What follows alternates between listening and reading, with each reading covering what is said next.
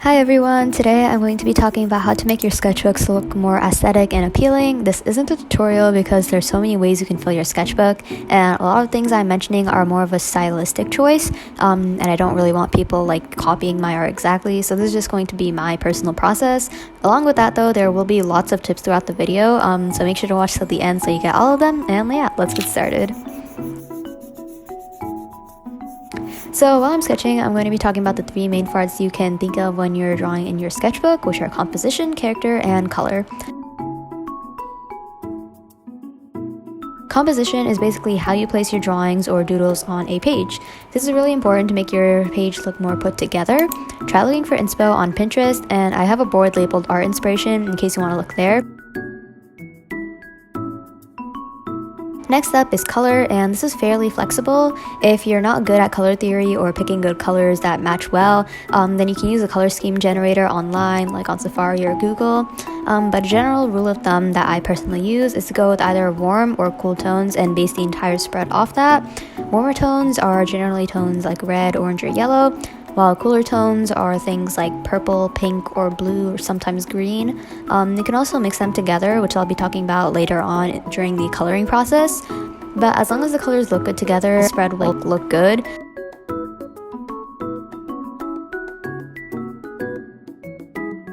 Picking characters is also something I usually do beforehand, especially if I'm filming and I need a clear idea of what I'm going to draw.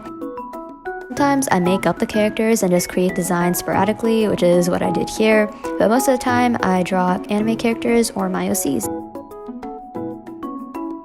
Picking characters is very flexible. They can look good even if their color schemes don't go together perfectly, because you can add highlights and shadow colors that bring them together. Again, I'll explain this later during the coloring process.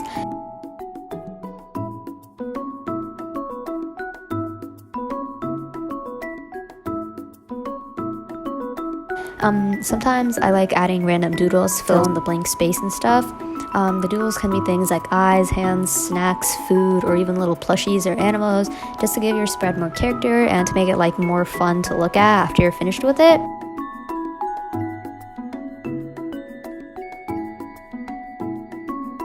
After I do the sketch, I'm going to line my drawings using my microns. I usually use shades of brown because it gives my drawings a softer appearance, and it generally goes well with the colors that I tend to use. Sometimes I use black if the hair color is really dark, but most of the time I just use shades of brown. Sometimes I line my drawings using colored pencils, but this is very rarely because it's mainly only when I want to make a drawing look really good and it's supposed to be professional level. And it's usually when I'm doing a single drawing, not a whole spread or a collage of them like I usually do in my sketchbook spreads, because it does take a lot more time to color and you also have to go over it after you're done coloring. But yeah, here's how the line art looks, and let's get on to the coloring. So during the coloring process, I'm going to be talking about the warm and cooler tones I use during my highlights and shadows in the drawings. Also, I'm using my Ohuhu markers, Artix markers, and Joki markers. You can find a bunch of review videos that I did on my past videos, but yeah.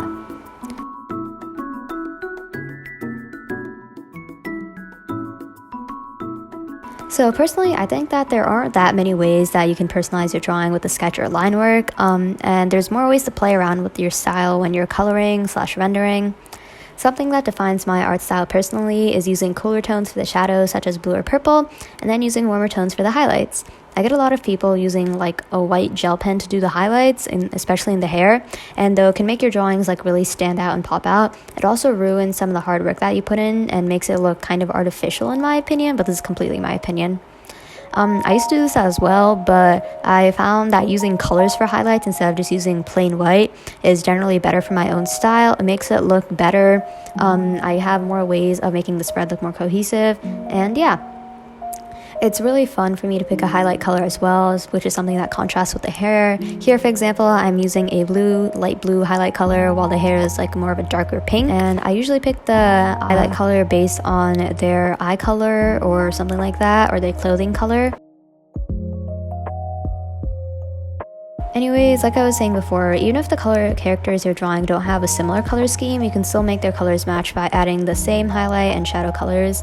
I always use blue or purple shadows, which adds a cooler tone to my characters, and using warmer tones to balance that out is also very fun. This is more of a stylistic choice, but adding similar enhancing colors can really pull your spread together more.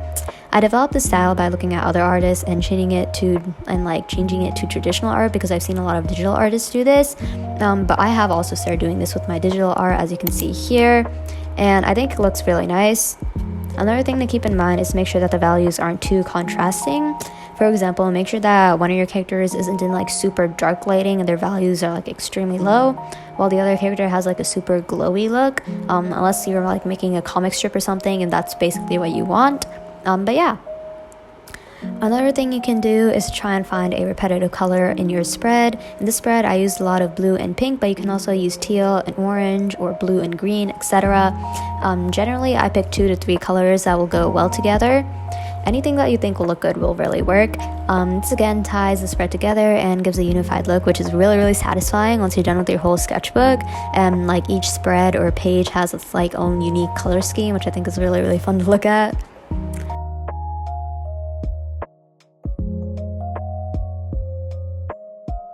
So now I'm going to be talking a bit about the process and taking a break from like the tutorial-ish part of this video.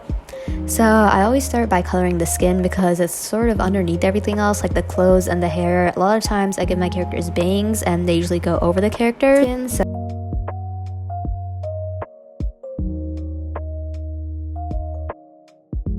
another way I stylize my art though is by blending the skin color into the hair color to give it a softer look. I got a lot of comments asking me like how I do this or how I get this effect, especially using markers. And honestly, it does not take a lot of work. It's pretty easy for me to do. I just lay the base skin color, usually like going into the hair instead of just coloring it in the lines of the skin tone. And then I use an in-between color of the hair and the skin, and then I just blend it out. Keep in mind that this doesn't work with all colors, so some skin tones won't go like that well if you blend it into the hair color, so it's better to keep them separate. Also, comment down below if you would like a full marker tutorial or a process video where I explain exactly how I use my alcohol markers. Then I'll include like a bunch of tips and stuff, and it'll be kind of like a tutorial. This spread was honestly really fun to do, and I enjoyed coloring it a lot more than I thought I would. I actually wasn't planning on coloring it, but I didn't have anything else to post this week, so I just decided to go ahead and line them. I'm honestly surprised with how well this turned out, because many times throughout the spread I thought it would be a disaster. Like when I was coloring the middle girl's skin, it did not look good at the beginning. So then I took a break, and then when I came back the next day, it actually looked really good because the colors got like a little bit lighter overnight.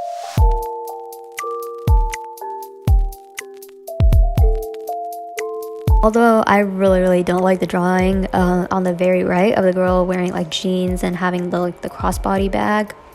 I think it's because like her eyes are closed, so it doesn't give a lot of personality to the character, and I haven't drawn a character with like closed eyes in so long, and it just looks really weird. Like the anatomy is really off, but I think the other 2 girls look really cute. And I also added an eye doodle at the bottom and like this little square, and like just to add some more variation to the spread.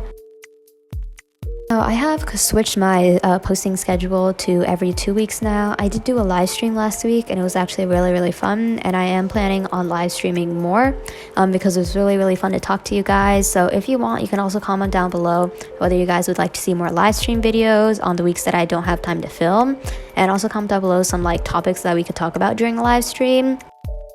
So here you can notice that I'm using a purple color in the hair color of the girl that I'm coloring in right now.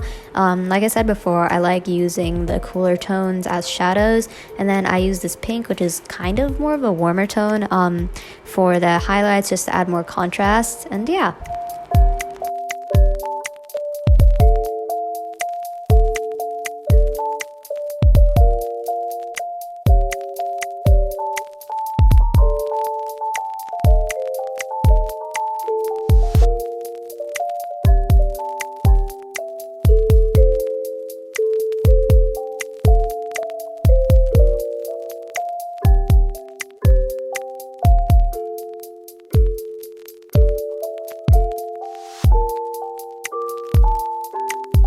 At the end, I wanted to add some bubbles in the background. Usually for all my drawings or spreads, you can see me do like squares or circles, but I wanted to go with more organic shapes. I feel like it would have been looked weird if I just used squares or rectangles because I wanted different colored backgrounds for each of the characters.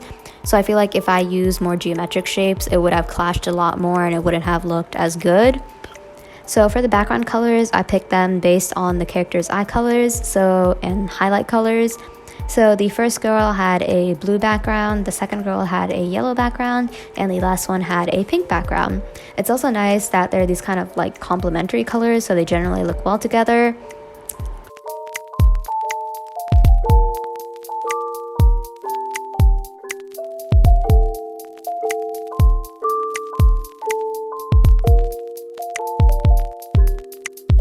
Adding highlights is at the very end, and it's my favorite step because it's the final step and I'm pretty much done with the spread.